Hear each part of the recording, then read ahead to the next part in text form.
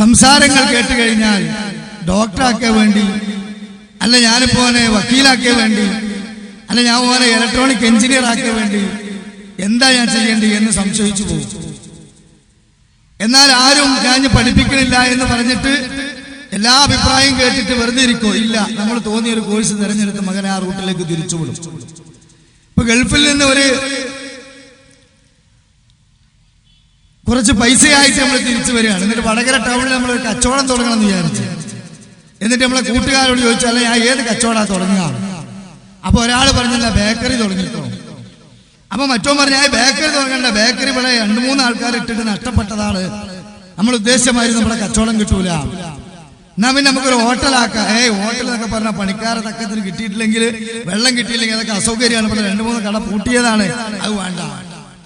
ഇങ്ങനെ 4-5 അഭിപ്രായം അവന്റെ പൈസ കൊണ്ടൊരു ഏർപ്പാട് തുടങ്ങാൻ സുഹൃത്തുക്കളോട് ചോദിച്ചാൽ അതിന് ഒരു എത്തും പിടിയും കിട്ടൂല. എന്നാ ഞാൻ അതുകൊണ്ട് ഞാൻ കച്ചവടം തന്നെ തുടങ്ങണില്ല, അതൊക്കെ പലിശ കൊടുക്കാൻ ആരെങ്കിലും പറയലുണ്ടോ? ഇല്ല, നമ്മൾ ഏതെങ്കിലുമൊക്കെ ആലോചിച്ച് അല്ലാഹുവിനോട് പ്രാർത്ഥിച്ച് നമ്മളൊരു കച്ചവടമാണ് തുടങ്ങുന്നത്. പ്രിയപ്പെട്ടവരെ, ഞാൻ പറഞ്ഞു വരുന്നത്, ഇങ്ങനെ നമ്മുടെ ഈ വ്യക്തി ജീവിതത്തിൽ, ഈ കുടുംബ ജീവിതത്തിൽ, ഈ സാമൂഹിക ജീവിതത്തിൽ, ഈ ഭൗതികമായ ജീവിതത്തിൽ തന്നെ ഒരുപാട് വ്യത്യസ്ത അഭിപ്രായങ്ങളും ഭിന്നാഭിപ്രായങ്ങളും നമുക്കിടയിലുണ്ട്.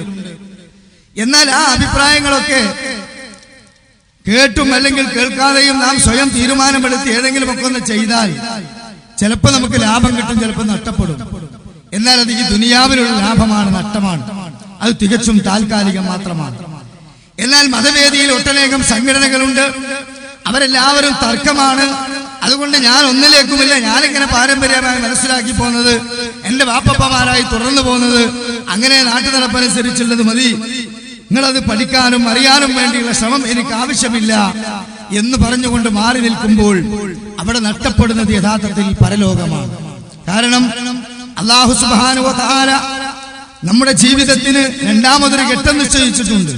മരണാനന്തര ജീവിതത്തിലേക്ക് നാം എല്ലാവരും പ്രവേശിക്കും. അവിടെ നമ്മുടെ കർമ്മങ്ങൾ കൃത്യമായി പരിശോധിക്കപ്പെടും.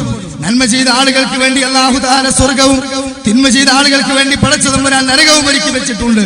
അതുകൊണ്ട് തന്നെ ആ ലോകത്തെത്തുമ്പോൾ വിജയിക്കാൻ ആവശ്യമായ ആദർശം, വിജയിക്കാൻ ആവശ്യമായ ആശയം തന്റെ കൈകളിലില്ല എങ്കിൽ, ഏതെങ്കിലും തോന്നിയ രൂപത്തിൽ ആലോചിക്കാതെ ചിന്താശേഷിയില്ലാതെ ഒഴുക്കിനൊത്ത് ഒഴുകിയാൽ വമ്പിച്ച പരാജയമായിരിക്കും അവിടെ വരിക എന്നുള്ളത് കൊണ്ട് മതത്തിന്റെ വേദിയിൽ വ്യത്യസ്ത സംഘടനകൾ ഉണ്ടാകട്ടെ, തർക്കങ്ങൾ ഉണ്ടാകട്ടെ, അവിടെയെല്ലാം തർക്കങ്ങൾ പരിഹരിക്കാനുള്ള കൃത്യമായ മാനദണ്ഡം മുഹമ്മദ് മുസ്തഫ റസൂലുള്ളാഹി സ്വല്ലല്ലാഹു അലൈഹി വസല്ലം നമ്മുടെ മുമ്പിൽ പഠിപ്പിച്ചു തന്നിട്ടുണ്ട്.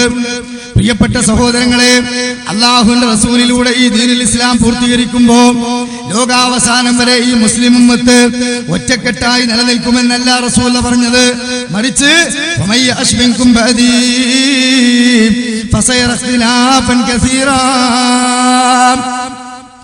എനിക്ക് ശേഷം ഈ ദീനിൽ ധാരാളം ഭിന്നാഭിപ്രായങ്ങൾ ഉണ്ടാകും. ആ സമയത്ത് ഭിന്നാഭിപ്രായങ്ങൾ ഉണ്ടാകുമ്പോ നിങ്ങൾക്ക് തോന്നിയ ഓരോ സംഘടനയിൽ നിങ്ങൾ കയറിക്കൂടണമെന്നല്ല റസൂൽ പറഞ്ഞത്, മറിച്ചു അലൈക്കും ബിസുന്നതി, നിങ്ങൾ എന്റെ സുന്നത്തിലേക്ക് തിരിച്ചു വരണം, എന്റെ ചര്യയിലേക്ക് നിങ്ങൾ തിരിച്ചു വരണം. ഏതാണ് ആ ചര്യ? സുന്നത്തിൽ ഖുലഫാഇർ റാഷിദീൻ മഹ്ദിയീൻ, ഉത്തമരായ സച്ചരിതരായ സലഫ് സ്വാലികളുടെ മാർഗത്തിലേക്ക്. പിന്നെ വാജിദ്, അതിന് നിങ്ങൾ അണപ്പല്ല് ചേർത്ത് കടിച്ചു പിടിക്കണമെന്ന് റസൂലുള്ളാഹി സ്വല്ലല്ലാഹു അലൈഹി വസല്ലം പറയാം. അപ്പൊ പ്രിയപ്പെട്ടവരെ, സത്യത്തിൽ നന്നായി പരിശോധനയ്ക്ക് വിധേയമാക്കി നന്നായി വാശിയോടുകൂടി പിടിച്ചിട്ടില്ലെങ്കിൽ തന്റെ കൈകളിൽ നിന്ന് ആദർശം കുതറിപ്പോകുന്ന ഒരു വിഷമഘട്ടം ഈ സമൂഹത്തിൽ വരാനുണ്ടെന്ന് റസൂൽ വിശദീകരിച്ചു എങ്കിൽ അത് വരിക തന്നെ ചെയ്യുമെന്നുള്ളതാണ്. അതുകൊണ്ടാണ് മറ്റൊരു ഹദീസിൽ അല്ലാഹുവിന്റെ റസൂൽ പറഞ്ഞത്, ജൂതന്മാർ 71 കക്ഷികളായി പിളർന്നു, അതിൽ 70 നരകത്തിലേക്ക് പോയി, ഒരു കക്ഷി മാത്രമാണ് സ്വർഗത്തിലെത്തുന്നത്. ക്രിസ്ത്യാനികൾ 72 വിഭാഗമായി പിളർന്നു, അതിൽ 71 നരകത്തിലേക്ക് പോകുമ്പോ ഒരു കക്ഷി മാത്രമാണ് സ്വർഗത്തിലെത്തുന്നത്. എന്നാ റസൂൽ പറയുന്നു, എന്റെ ഉമ്മത്തും ഇതുപോലെ തന്നെ പിളരുന്നതാണ്. 73 വിഭാഗമായി കൊണ്ട് പിളരുന്നതാണ്. കുല്ലുഹും ഫിന്നാർ, എല്ലാം നരകത്തിലാണ്. ഇല്ലാ മില്ലത്തൻ വാഹിദ, ഒരു കക്ഷി ഒഴികെ 72 മലപരാധികളാണ്, നരകത്തിന്റെ മാർഗത്തിലേക്ക് പോകുന്നവരാണ്. അതുകൊണ്ട് തന്നെ ആ നരകത്തിൽ പോകുന്ന അലപരാധികളെ കുറിച്ച് റസൂലുള്ളാഹിന്റെ സ്വഹാബത്തിന് സംശയമില്ല, അവരെ കുറിച്ച് ആകാംക്ഷയില്ല, അവരെ കുറിച്ചൊരു ചോദ്യവുമില്ല. മറിച്ച് റസൂലുള്ളാഹിയോട് ചോദിക്കുകയാണ് വിജയിക്കുന്ന വിഭാഗം, മൻഹും യാ റസൂലല്ലാഹ്, അവരാരാണ് റസൂലേ? ഉടനെ അല്ലാഹുവിന്റെ റസൂലിന്റെ മറുപടി എന്താ പ്രിയപ്പെട്ടവരെ? റസൂലുള്ളാഹി സ്വല്ലല്ലാഹു അലൈഹി വസല്ലം പറയുന്നു,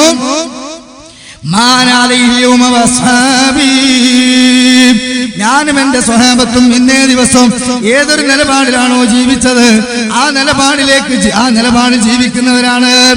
അപ്പോൾ നമുക്ക് സത്യത്തിന്റെ പാത മനസ്സിലാക്കാൻ അല്ലാഹുവിന്റെ റസൂൽ വിട്ടേച്ചു പോയത് 2 ആധാരങ്ങളാണെങ്കിൽ, ആ ഖുർആനും സുന്നത്തുമാകുന്ന പ്രമാണമാണെങ്കിൽ ആ പ്രമാണത്തെ സ്വന്തമിട്ട പ്രകാരം തങ്ങളുടെ പാർട്ടിയുടെ ആ താല്പര്യപ്രകാരം അല്ലെങ്കിൽ ഉദരപൂർത്തീകരണത്തിന്റെ ആവശ്യപ്രകാരം അതിനെ വളച്ചൊടിക്കുകയും സ്വന്തമിട്ട പ്രകാരം വ്യാഖ്യാനം ചെയ്യുകയും ചെയ്തുകൊണ്ട് മുന്നോട്ട് പോകുന്ന പ്രസ്ഥാനമല്ല യഥാർത്ഥത്തിൽ അഹ്ലുസുന്ന വൽ ജമാഅ എന്ന പ്രസ്ഥാനം.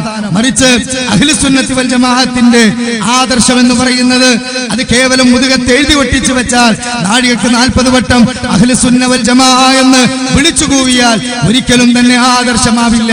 മറിച്ച് ആ ആദർശമാകണമെങ്കിൽ ഈ പ്രസ്ഥാനങ്ങൾ മുഴുവനും തന്നെ എന്തൊക്കെ വിളിച്ചു കൂവിയാലും ഏതൊക്കെ കാര്യങ്ങൾ ജനങ്ങളുടെ മുമ്പിൽ പറഞ്ഞാലും മതമാണ് ഞങ്ങൾ പറയുന്നതെന്ന് അവരെ ആർത്ത് പിന്നെ ഏത് രൂപത്തിൽ വെട്ടി തുറന്നു പറഞ്ഞാലും ശരി, അത് നമുക്ക് പരിശോധിക്കാനുള്ള ചൂണ്ടുപലക, അത് പരിശോധിക്കാനുള്ള ഉരക്കല്ല്, അതാണ് മഹാരഥന്മാരായ റസൂലുള്ളാഹിയുടെ സ്വഹാബത്ത്. കാരണം നബിയിൽ നിന്ന് ദീനുൽ ഇസ്ലാം കേട്ടത് അവരാണ്. അവര് എങ്ങനെയാണോ അല്ലാഹു തആല പഠിപ്പിച്ച ലാ ഇലാഹ ഇല്ലല്ലാഹ് മനസ്സിലാക്കിയത്, എങ്ങനെയാണോ റസൂലുള്ളാഹി സ്വല്ലല്ലാഹു അലൈഹി വസല്ലമ പഠിപ്പിച്ച ലാ ഇലാഹ ഇല്ലല്ലാഹ് അവർ ഉൾക്കൊണ്ടത്, എങ്ങനെയാണോ മുഹമ്മദ് റസൂലുള്ളാഹ് എന്ന ആ കൃത്യമായ ഷഹാദത്ത് കലിമയുടെ താല്പര്യം അവർ തന്റെ ജീവിതത്തിൽ കൊണ്ടുപോയത്, ആ രൂപത്തിൽ നമ്മൾ കൊണ്ടുപോവുകയാണെങ്കിൽ, ആ മാർഗത്തെ നമ്മൾ വഴിത്താറിയ ധന്യമാക്കുകയാണെങ്കിൽ ഒരിക്കലും തന്നെ നമ്മൾ പരാജയപ്പെടുകയില്ല, വഴിതെറ്റിപ്പോവുകയില്ല. പ്രിയപ്പെട്ട സഹോദരങ്ങളെ, അതുകൊണ്ട് ഇവിടെ പല വേദിയിലും പലരും പലതും പറയുന്നു. ഞാൻ എന്ത് ചെയ്യുമെന്ന് ചോദിക്കുന്ന ആളുകളുടെ മുമ്പിൽ കൃത്യമായ സത്യത്തിന്റെ വഴിയറിയാൻ ഇതാ നമുക്ക് റസൂലുള്ളാഹി പഠിപ്പിച്ചു തന്നു മാർഗം.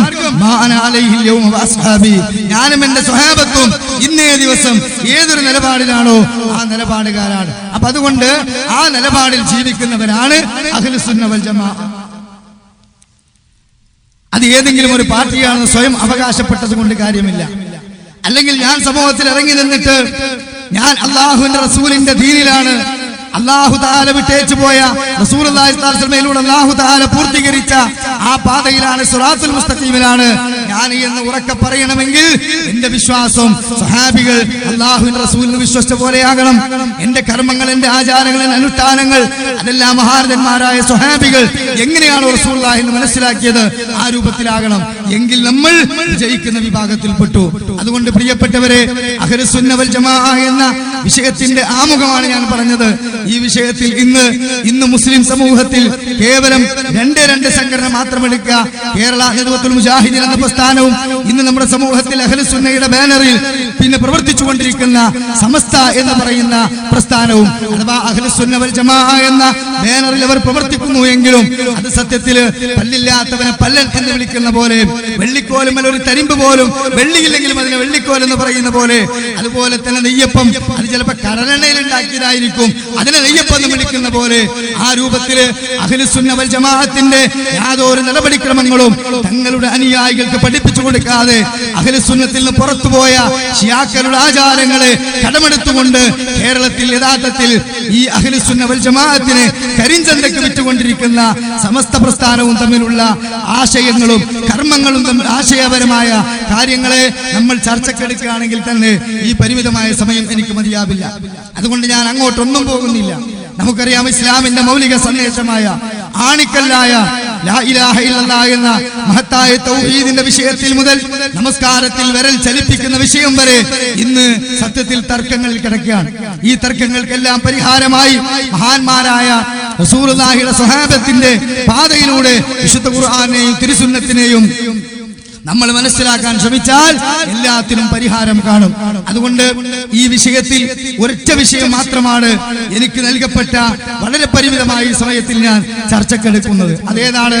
ഇന്ന് നമ്മുടെ സമൂഹത്തിൽ ഏറ്റവും കൂടുതൽ വ്യവസായവൽക്കരിക്കപ്പെട്ടുകൊണ്ടിരിക്കുന്ന വിശ്വാസ മേഖലയിലെ രണ്ട് കാര്യമാണ് അള്ളാഹുവിന്റെ ഔലിയാക്കൾ, അതുപോലെ തന്നെ കറാമത്ത്. ഈ രണ്ട് കാര്യം ഇന്ന് ഏറെ തെറ്റിദ്ധരിപ്പിക്കപ്പെട്ടിരിക്കുകയാണ്. ഈ രണ്ട് കാര്യത്തിൽ ഇന്ന് സമൂഹം അന്ധമായ നിലപാടിലാണ്, അബദ്ധമായ വിശ്വാസങ്ങളിലാണ്. അതുകൊണ്ട് യഥാർത്ഥത്തിൽ ആരാണ് ഔലിയാക്കന്മാർ? അവരുടെ ഗുണം എന്താണ്? അവർക്ക് വിശുദ്ധ ഖുർആനും തിരുസുന്നത്തും പറഞ്ഞ ലക്ഷണങ്ങൾ എന്താണ്? അതുപോലെ തന്നെ കറാമത്ത് എന്താണ് എന്നുള്ളതിനെ സംബന്ധിച്ച് നാം കൃത്യമായി പ്രമാണത്തിൽ മനസ്സിലാക്കുകയും അതോടൊപ്പം ഇന്ന് സമൂഹത്തിൽ പ്രചരിപ്പിച്ചുകൊണ്ടിരിക്കുന്ന ഔലിയാക്കന്മാർ ആര്, പ്രചരിപ്പിക്കുന്ന കറാമത്തുകൾ ഇസ്ലാമിന്റെ ശരീഅത്തിനുള്ളിൽ ഉള്ളതാണോ അല്ല